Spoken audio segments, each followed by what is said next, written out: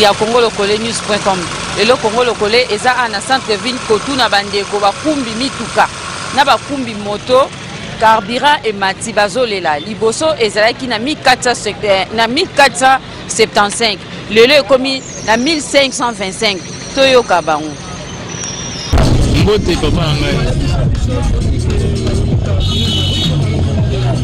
carburant et mati pona ngai eza bien te eza mabe faut carburant et quitte de toute façon il faut quitter parce que ils sont pas automatique transporter ezalaki na 14075 et 1475 sikoyo ekomi 1525 c'est pas quitte sa carburant parce que biso to kiti to mati transport parce que transport peso et mati ba client peut moyen ba mata et kozala te ba bandoki makima biso il faut carburant et ça nini ekita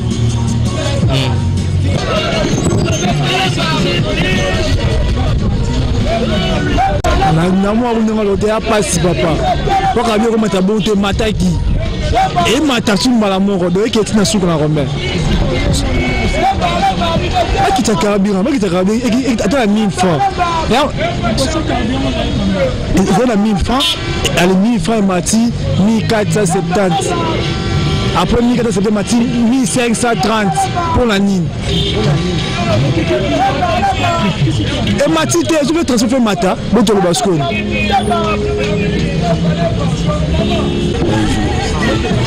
Mode papa. Mais na Congo bilo ezo mata sans imprévu. Ah boyo la mgina to on est lobby ba katela biso ba station ba 18h. To va supprimer moko carburant mati bon. Selon bébé to kana ma transport so mati, il faut pas matela biso. Mais toujours comprendre que l'État de ça est là. Tu es habité, mais alors quand tu es habité, tu es habité. Mais tu es là, tu es là, tu sais pas dans le côté. Mais le gars qui est dans l'État Congo, autrement ça les a été, n'est pas ça bataille na bango, il y a on n'est pas ça bon. Na cinq bar et voir, na place à combattre carburant. Il faut que ba kitsa. Na place à combattre, il faut ba kitsa. Mais bango bazo matsa. Tu habite so bazo landa to ya dollar ou bien nini. Toujours comprendre te. Tout mata transport nini, tout dépend de l'État congolais.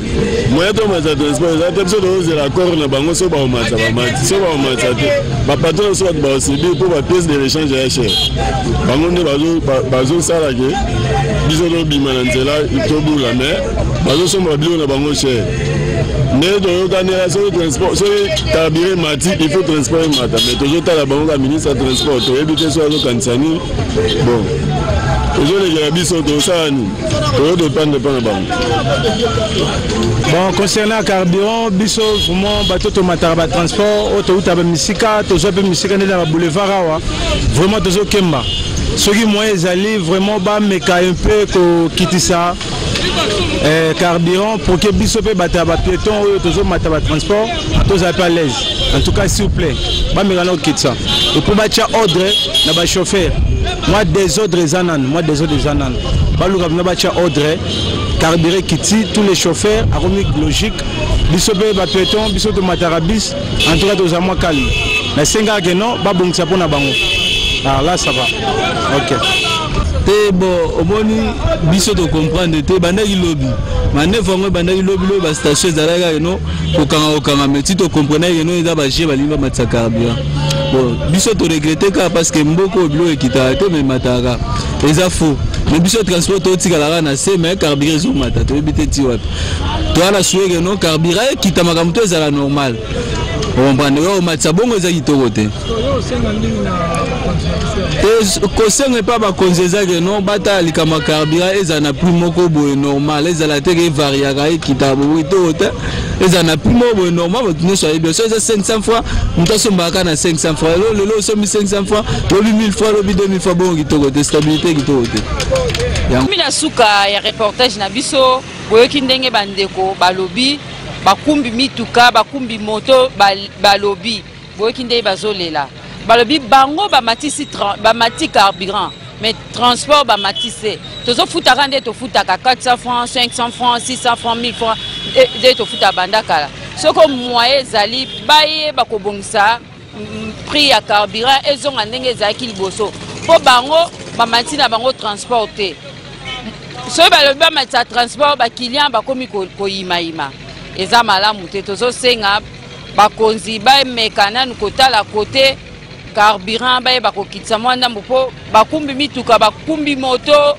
bato nyonso bakumbaka donc bazolela donc eza mwa pasi napesi merci epa bobo ministre ye mutu azwi baimage oyo napesi merci na Patrick Nsala ye mutu amonte yango napesi merci ebele epa Bigidi Bisengo ye nde mutu aza numéro 1 ya www.congolocolonews.com napesi mbote ebele epa ya directeur ya programme de Chik Mambetuku napesi mbota tro epa Claudia Kovana esiko oza na Belgique Oxini Kutusonga napesi mbota tro na bosani te Gojo esiko za à Londres na pesi bino nyonso mbote bino bat bolandaka biso na pesi mbote tomone na mbalasima na reportage mususu merci.